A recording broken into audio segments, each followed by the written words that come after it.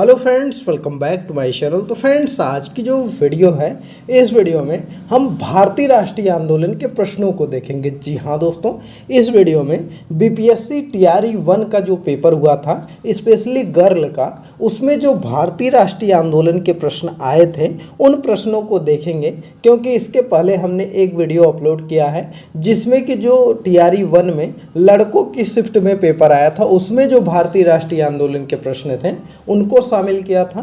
तो इस वीडियो में हम लड़कियों वाली शिफ्ट के भारतीय राष्ट्रीय आंदोलन के प्रश्न देखेंगे। तो चलिए इस वीडियो को स्टार्ट करते हैं। पहला प्रश्न आपका है कि पूना पैक्ट का उद्देश्य था। जी हाँ दोस्तों, पूछा गया है कि जो पूना पैक्ट था इसका क्या उद्देश्य था।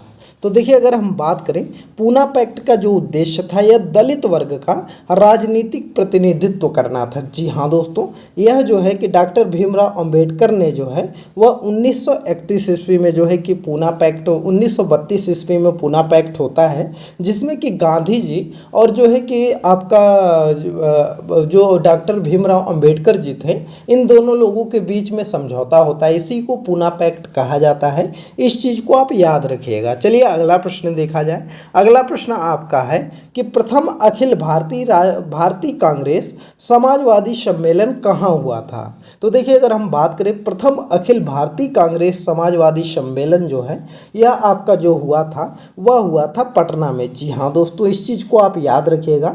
यह आपका कहाँ पर हुआ था, तो प्रथम अखिल भारतीय कांग्रेस सोशलिस्ट पार्टी का जो गठन है यह आपका कब हुआ था, 1934 ईस्वी में संपूर्णानंद की अध्यक्षता में इसको किया गया था, इसको बनाया गया था और यह पटना में हुआ था। तो इसको आप याद रखिएगा। चलिए अगला प्रश्न देखते हैं। अगला प्रश्न आपका है कि biography of Kunwar Singh and Amar Singh के लेखक कौन है। जी हाँ दोस्तों, पूछा गया है कि जो biography of Kunwar Singh and Amar Singh के लेखक कौन है। तो इसका देखिए, जो सही आंसर आपका हो जाएगा वो हो जाएगा काली किंकर दत्त। जी हाँ दोस्तों, काली किंकर दत्त ने जो है कि लिखा है, आपका क्या लिखा है, biography of Kunwar Singh and Amar Singh. तो इस चीज़ को आप याद रखिएगा। चलिए दोस्तों, अगला प्रश्न हम लोग देखते हैं। अगले प्रश्न की अगर हम बात करें तो अगला प्रश्न आपका है कि सुभाष चंद्र बोस भारतीय राष्ट्रीय कांग्रेस के त्रिपुरी अधिवेशन में किसको हराकर अध्यक्ष बने थे। तो देखिए दोस्तों, यह बहुत ही इंपॉर्टेंट प्रश्न है, क्योंकि जो त्रिपुरी अधिवेशन हुआ था उसमें जो है कि बहुत ही महत्वपूर्ण घटना घटी थी, जिसमें कि सुभाष चंद्र बोस जी अध्यक्ष चुने जाते हैं और बाद में जो है कि गुस्सा होकर के वह इस्तीफा वगैरह दे देते हैं। तो वहाँ पर जो हरा करके अध्यक्ष बने थे वह हराए थे पट्टाभी सीतारमैया को। जी हाँ दोस्तों, पट्टाभी सीतारमैया को हरा करके वहाँ पर वह अध्यक्ष बने थे। इसी में ही गांधी जी ने कहा था कि पट्टाभी सीतारमैया की हार मेरी व्यक्तिगत हार है। तो इसी से जो है कि उसमें भारतीय राष्ट्रीय कांग्रेस के और जो सदस्य थे बहुत से लोग इस्तीफा दे दिए थे। तो इन सब से जो है कि नाराज होकर सुभाष चंद्र बोस जी जो है कि इस्तीफा दे देते हैं और उसके बाद वहाँ पर जो अध्यक्ष बनते हैं वह डॉक्टर राजेंद्र प्रसाद बनते हैं। तो इस चीज़ को याद रखिएगा कि जब सुभाष चंद्र बोस जी के इस्तीफा देने के बाद जो भारतीय राष्ट्रीय कांग्रेस के अध्यक्ष बने थे वह आपके राजेंद्र प्रसाद बने थे। तो इस चीज़ को याद रखिएगा, इंपॉर्टेंट है, पूछा जाता है। और 1940 ईस्वी में कौन बने थे, तो अबुल कलाम आज़ाद बने थे और वह सबसे कम उम्र के अध्यक्ष थे और सबसे लंबे समय तक अध्यक्ष बनने का रिकॉर्ड भी उनके पास है, क्योंकि 1940 से लेकर के 1945 तक वह अध्यक्ष बने हुए थे। अगला प्रश्न आपका है कि डॉक्टर भीमराव अंबेडकर के विषय में निम्नलिखित में से क्या सत्य है। तो पूछा गया है कि डॉक्टर भीमराव अंबेडकर के बारे में क्या सत्य दिया गया है। तो देखिए, पहला है कि उन्होंने बहिष्कृत हितकारिणी सभा की स्थापना की थी। यह बिल्कुल सही है, उन्होंने बहिष्कृत हितकारिणी सभा की स्थापना की थी। उसके अलावा दूसरा इनका है कि उनका देहांत 1956 ईस्वी में हो गया था। तो यह भी बिल्कुल सही है कि उनका देहांत 1956 ईस्वी में हो गया था। अगला है कि उन्होंने मूक नायक का प्रकाशन किया था। तो यह भी आपका सही है। तो इसलिए फोर्थ वाला ऑप्शन आपका सही हो जाएगा कि उपयुक्त में से एक से अधिक। तो इस चीज़ को आप याद रखिएगा, इंपॉर्टेंट है। डॉक्टर भीमराव अंबेडकर के बारे में आप अच्छे से पढ़ लीजिएगा, इनसे प्रश्न आपके एग्जाम में जरूर आएगा। अगला प्रश्न आपका है कि इनमें से कौन सा समाचार पत्र न्यू इंडिया से संबंधित था। तो पूछा गया है कि इनमें से कौन सा समाचार पत्र न्यू इंडिया से संबंधित था। तो देखिए न्यू इंडिया जो संबंधित था वह एनी बेसेंट से था। जी हाँ दोस्तों, एनी बेसेंट से संबंधित था। भारत के लोगों में देशभक्ति की भावना को फैलाने के लिए जो है बिपिन चंद्र पाल ने न्यू इंडिया साप्ताहिक जो था और एनी बेसेंट ने न्यू इंडिया दैनिक की शुरुआत की थी। मतलब जो आपके न्यू इंडिया की शुरुआत जो आपके बिपिन चंद्र पाल किए थे वह साप्ताहिक में छपता था, लेकिन जो एनी बेसेंट जी की थी वह आपका दैनिक में छपता था। तो इस चीज़ को याद रखिएगा। अगला प्रश्न है कि भारतीय स्वतंत्रता संघर्ष के दौरान किसने स्वदेश बांधव समिति का गठन किया था। तो देखिए अगर हम बात करें स्वदेश बांधव समिति की जो स्थापना है वह 6 अगस्त 1905 को अश्वनी कुमार दत्त ने की थी। जी हाँ दोस्तों, किसने किया था? अश्वनी कुमार दत्त ने इसकी स्थापना की थी। तो इस चीज़ को आप याद रखिएगा, बहुत ही इंपॉर्टेंट प्रश्न है। चलिए अगला प्रश्न देखा जाए। अगला प्रश्न आपका है कि चंपारण नील आंदोलन के दौरान महात्मा गांधी के साथ कौन थे। तो देखिए अगर हम बात करें चंपारण नील आंदोलन के दौरान महात्मा गांधी के साथ कौन थे, तो इसमें देखिए आपके महादेव देसाई भी उनके साथ थे, नरहरि पारीख भी उनके साथ थे। तो इसलिए इसका जो ऑप्शन है वह ऑप्शन नंबर 4 हो जाएगा। जी हाँ दोस्तों, गांधी जी के साथ जेपी कृपलानी भी गए थे, राजकुमार शुक्ल भी थे, राजेंद्र प्रसाद थे, एन पारीख थे, एम देसाई थे, ब्रज किशोर प्रसाद थे, मजहर उल हक भी उनके साथ थे। तो यह जो बड़े बड़े नेता हैं ये लोग साथ दिए थे चंपारण नील आंदोलन में गांधी जी का। तो इस चीज़ को भी आप याद रखिएगा, इंपॉर्टेंट है दोस्तों। यह जो प्रश्न है यह आपका बीपीएससी टीआरई 1 में जो है कि आपका प्राइमरी वाला जो एग्जाम हुआ था जिसमें कि गर्ल्स का अलग हुआ था, बॉयज़ का अलग हुआ था।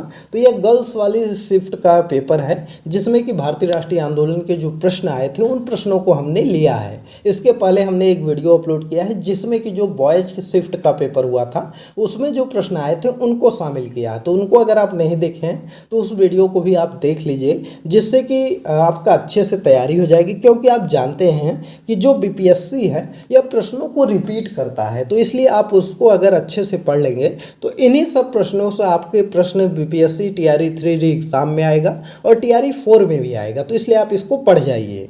अगला प्रश्न आपका है कि किस तिथि को अगस्त क्रांति 1942 के दौरान लिनलिथगो ने पटना एवं उसके आसपास की भीड़ पर गोली चलाने का आदेश दे दिया था। तो यह पूछा गया है कि किस तिथि को जो है कि जब अगस्त क्रांति 1942 में हुई थी तो किसने जो है कि लिनलिथगो ने पटना के पास जो है कि गोली चलाने का आदेश दे दिया था। तो इसका जो सही आंसर है वह आपका हो जाएगा 5th नंबर। जी हाँ दोस्तों, क्योंकि वह जो आदेश दिया गया था वह 11 अगस्त को दिया गया था। 11 अगस्त 1942 को वह आदेश दिया गया था और इसमें ऑप्शन में है नहीं आपका, तो इसलिए आप इस तिथि को याद रखिएगा। किस तारीख को दिया गया था? 11 अगस्त 1942 को यह आदेश दिया गया था। तो इस चीज़ को याद रखिएगा।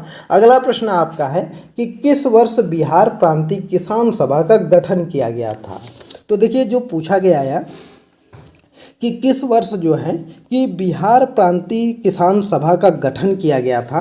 तो देखिए अगर हम बात करें स्वामी सहजानंद सरस्वती जी थे 1929 ईस्वी में बिहार प्रांतीय किसान सभा की स्थापना किए थे। और यहाँ पर जो है कि बिहार प्रांतीय किसान सभा का उद्देश्य जो था वह अधियोग अधिकारों पर जमींदारों के हमलों के खिलाफ जो है कि किसानों की शिकायतों को उठाना था और इस प्रकार भारत में किसान आंदोलन को बढ़ावा मिला था। तो इस चीज़ को आप याद रखिएगा। फिलहाल इसका अगर हम सही आंसर की बात करें तो इसका जो सही आंसर आपका हो जाएगा वह कौन सा हो जाएगा? तो यह आपका हो जाएगा ऑप्शन नंबर 5। जी हाँ दोस्तों, इसमें ऑप्शन में नहीं दिया गया, यहाँ पर दिया गया। देखिए दोस्तों ऑप्शन नंबर बी हो जाएगा। 1929 ईस्वी दिया गया है तो यह वाला ऑप्शन आपका सही हो जाएगा। स्वामी सहजानंद ने 1929 ईस्वी में बिहार प्रांतीय किसान सभा का गठन किया था। तो इसको आप याद रखिएगा। चलिए अगला प्रश्न देखते हैं। अगला प्रश्न आपका है कि निम्नलिखित में से कौन सा विद्रोह या आंदोलन लंबी दाढ़ी रखने पर कर लगाए जाने के कारण हुआ था। तो यह पूछा गया है कि कौन सा ऐसा विद्रोह था जो कि लंबी दाढ़ी पर कर लगाए के कारण था। तो इसका सही आंसर है फराजी आंदोलन। जी हाँ दोस्तों, फराजी आंदोलन जो था एक धार्मिक और किसान विद्रोह था जो कि 19वीं सदी के शुरुआत में बंगाल में हुआ था और विद्रोह का नेतृत्व जो है वह हाजी शरीयतुल्लाह ने किया था। तो इस चीज़ को याद रखेंगे। चलिए अगला प्रश्न देखते हैं। जो पागलपंती विद्रोह था यह एक किसान विद्रोह था और वहाबी आंदोलन जो था यह धार्मिक और राजनीतिक विद्रोह था। तो इस चीज़ को भी याद रखेंगे। अगला प्रश्न है कि किस षड्यंत्र के मामले में 3 अंग्रेजों को साजिश करने के लिए कारागार के अवरुद्ध किया गया था। तो देखिए यह जो पूछा गया है कि किस षड्यंत्र के मामले में 3 अंग्रेज को साजिश करने के लिए कारागार में उनको डाला गया था, तो वह था मेरठ षड्यंत्र मामला। जी हाँ दोस्तों, मेरठ षड्यंत्र मामला में जो है ये एक विवादास्पद न्यायिक मामला था जो कि मार्च 1929 में ब्रिटिश राज में शुरू हुआ था और 1933 में इसका फैसला आया था।